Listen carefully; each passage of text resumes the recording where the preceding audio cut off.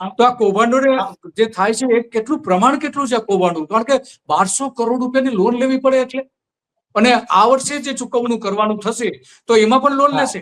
ગયા વર્ષે જે ચૂકવણું કર્યું હતું એ પણ લોન લઈને કર્યું હતું. આ વખતે જે 9.5% લેખે ચૂકવવાના છે એ લોન લઈને કરવાના છે. લોન સિવાય બીજો કોઈ વિકલ્પ અમને જોડે હાલ પૂરતો નથી. અમે જે ખુલ્લા મને ચર્ચા કરી એ પ્રમાણની વાત છે. આ જો આખી સર્કિટ જે ચાલી રહી છે એને હટાવી હોય અને પશુપાલકોને ન્યાય જોઈતો હોય તો દૂધના ધંધા પ્રમાણે જે રીતના ફેડરેશનનો ચેરમેન છે એ સ્થાનિક જે દૂધ સંઘો છે એના દૂધના ધંધા પ્રમાણે ફેડરેશનનો ચેરમેન નિમાય છે.